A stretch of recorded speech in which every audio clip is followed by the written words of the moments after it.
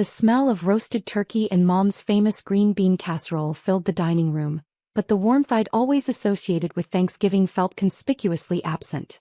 I sat at the far end of the long mahogany table in my childhood home, watching my family celebrate another year of blessings while treating me like an unwelcome guest who'd somehow infiltrated their gathering. My stepmother Linda was holding court at one end, describing her latest charity luncheon to my half-sisters Rebecca and Amanda.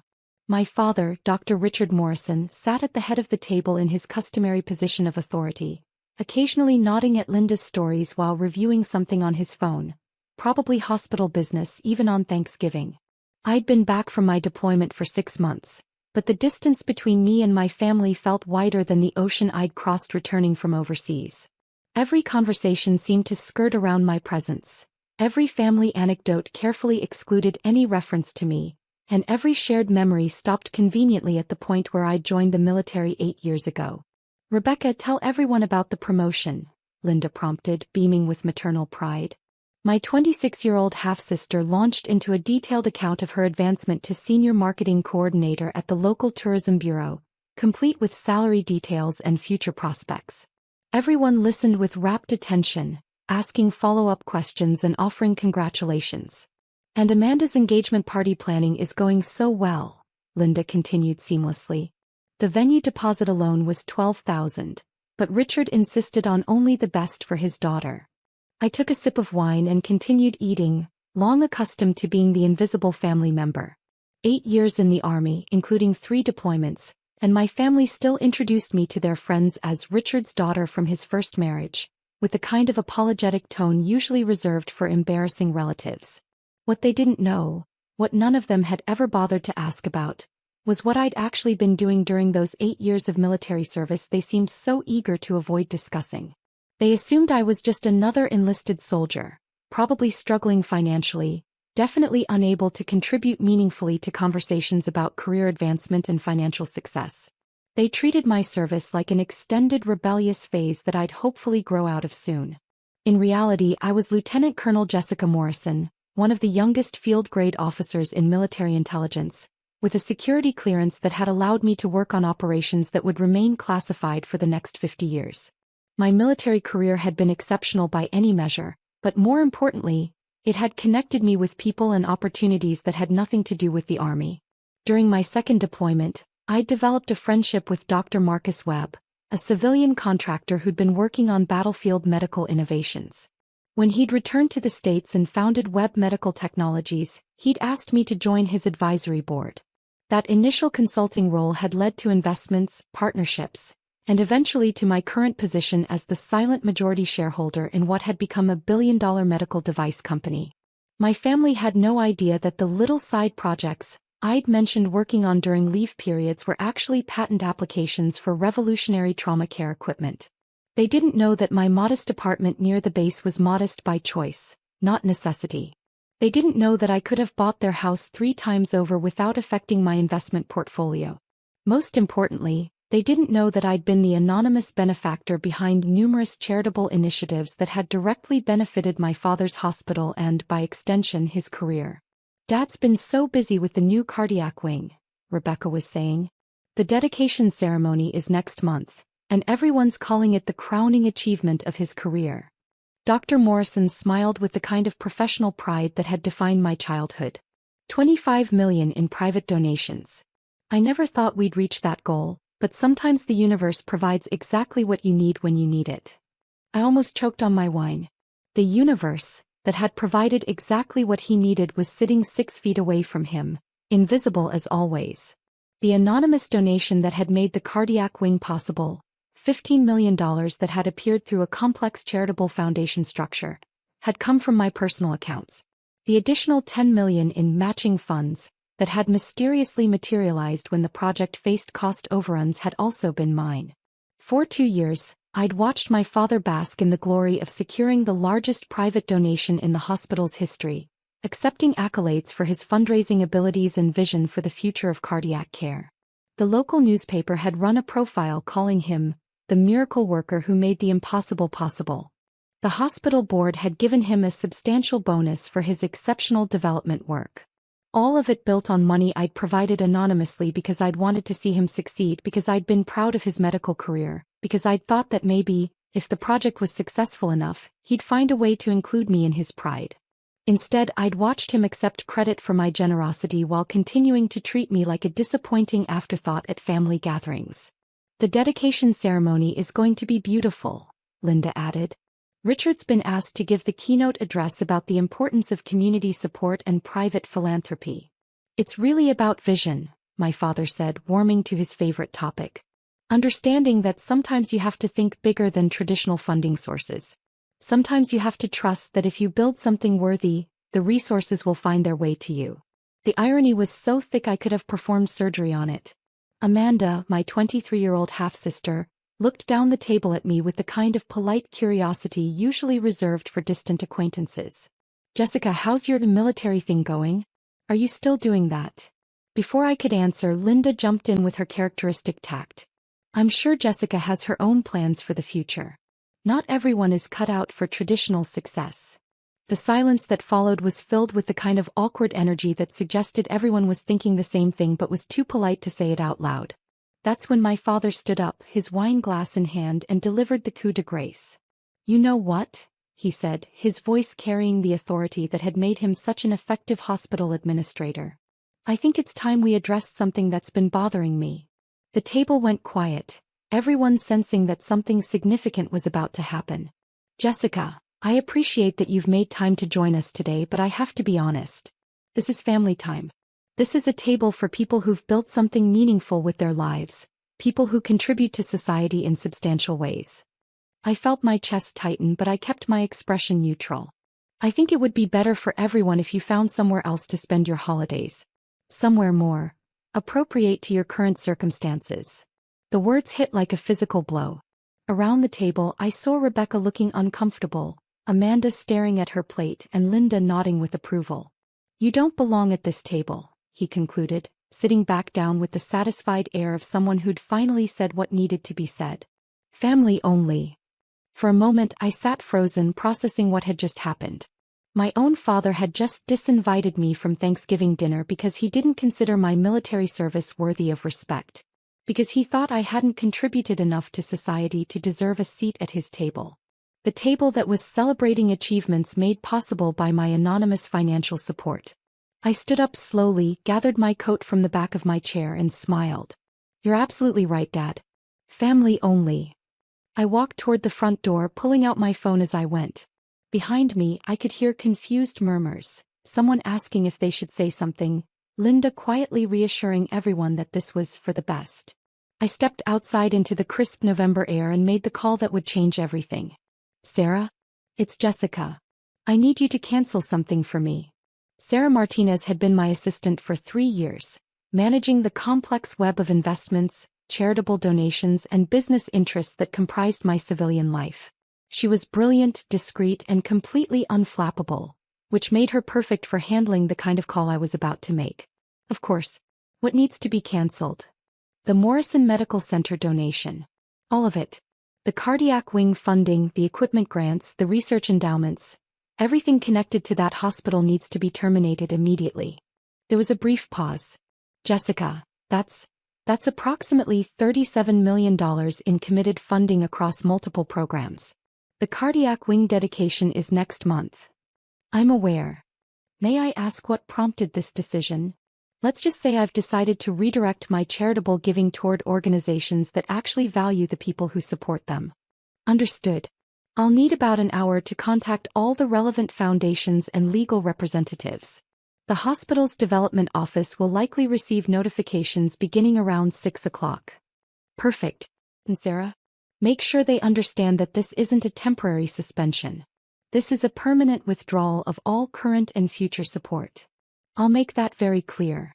I ended the call and sat in my car for a moment, watching through the dining room window as my family continued their Thanksgiving celebration. They looked happy, relaxed, blissfully unaware that their patriarch's greatest professional triumph was about to evaporate in the next 60 minutes. My phone buzzed with a text from Sarah. First round of cancellations complete. Hospital Development Office has been notified. Board of Directors will be contacted within the hour. I drove home to my modest apartment, ordered Chinese takeout and settled in to watch football. At exactly 5:47 p.m., my phone started ringing. The first call was from Dr. Patricia Holmes, the hospital's chief development officer. Colonel Morrison?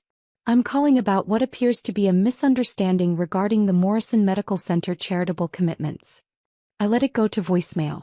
The second call at 6:23 p.m. was from James Crawford, chairman of the hospital's board of directors.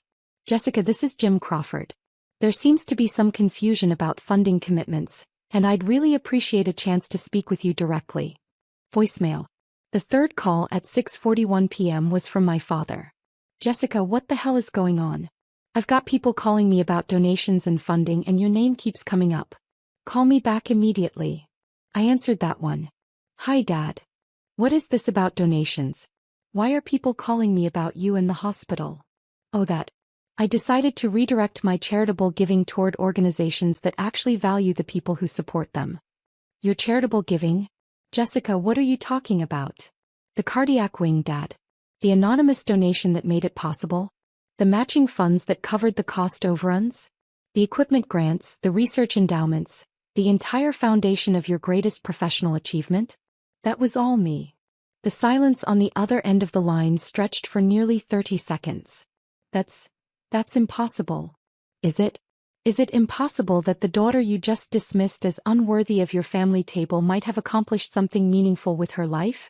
Is it impossible that someone you consider unsuccessful might have actually been supporting your success all along? Jessica, I don't understand. Here's what you need to understand, Dad. For 2 years I've been anonymously funding projects at your hospital because I was proud of your work and wanted to see you succeed. I've watched you take credit for securing donations that came from my personal accounts. I've listened to you give interviews about your fundraising abilities while standing behind money I provided. But how? Where would you get that kind of money? Turns out 8 years of military service, particularly when combined with good investment decisions and successful business partnerships, can be quite lucrative. Who you? I could hear him breathing heavily on the other end of the line. Jessica, listen. If there's been a misunderstanding about tonight. There's been no misunderstanding.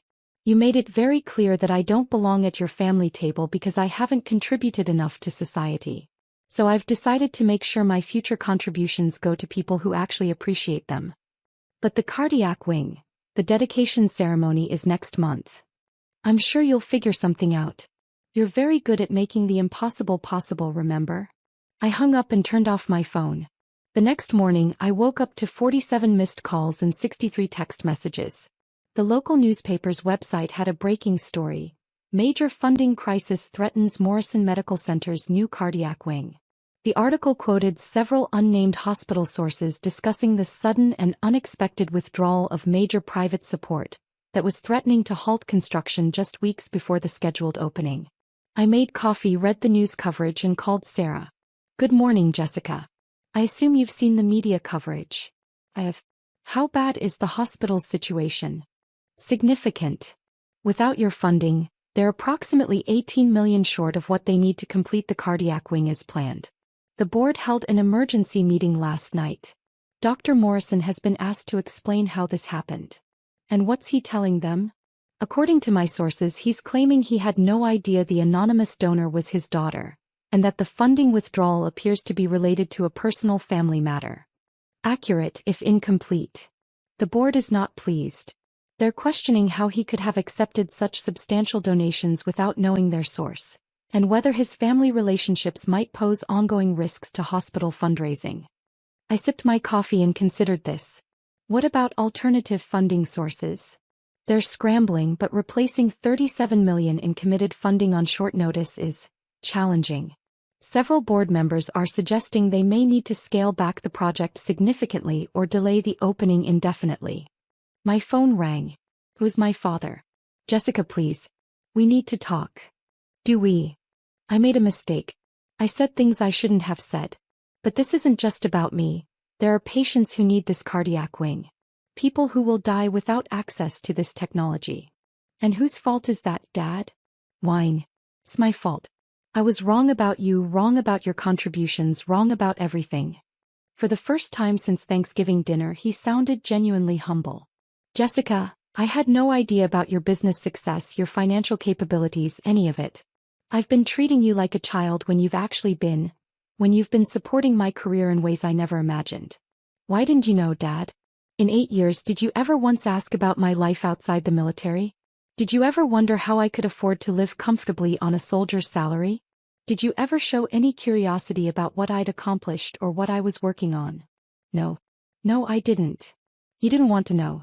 You wanted to keep seeing me as the disappointing daughter who'd chosen military service over a real career. It was easier than admitting that maybe you'd misjudged me. You're right. And I'm sorry. The apology hung in the air between us. Dad, I don't need your approval anymore. I stopped needing it years ago. But I do need your respect. And I need you to understand that my military service isn't something I'm doing until I figure out my real life. It is my real life. It's meaningful work that I'm proud of. I understand that now. Do you? Because this isn't just about money, Dad. This is about the fact that you dismissed 8 years of service to my country as insufficient contribution to society. This is about you deciding that someone who's served 3 combat deployments doesn't deserve a seat at your family table. Jessica, I was wrong. Completely, utterly wrong. Yes, you were. Is there any way? Is there anything I can do to fix this? Not just the hospital funding but us. Our relationship. I considered his question carefully. Maybe.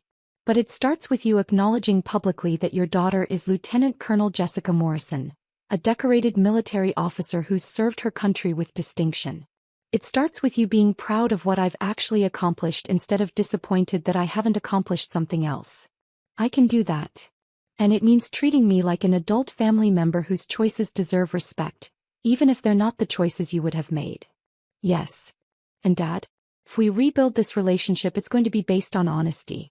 No more anonymous donations, no more allowing you to take credit for my contributions.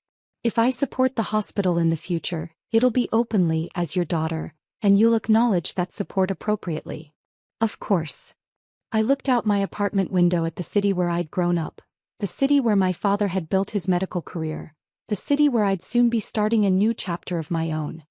Here's what I'm prepared to offer. I'll restore the cardiac wing funding, but it's going to be public this time. The dedication ceremony will acknowledge Lieutenant Colonel Jessica Morrison as the primary donor. The wing will include a memorial to military medical personnel who've served in combat zones. And you're going to give a speech about the importance of recognizing service in all its forms. Jessica, yes. Absolutely yes. And Dad? Next Thanksgiving, I want to hear you tell the family about your daughter, the decorated Army officer who saved your hospital's cardiac wing. I want to hear you brag about my military achievements the same way you brag about Rebecca's promotion and Amanda's engagement. I will. I promise. One more thing. I want you to personally call every board member who was involved in questioning your competence yesterday and explain that your daughter is not a liability to the hospital's fundraising efforts. She is, in fact, one of the most significant donors in the institution's history. I'll make those calls today. 3 weeks later, I stood in my dress uniform at the dedication ceremony for the Morrison Medical Center Cardiac Wing.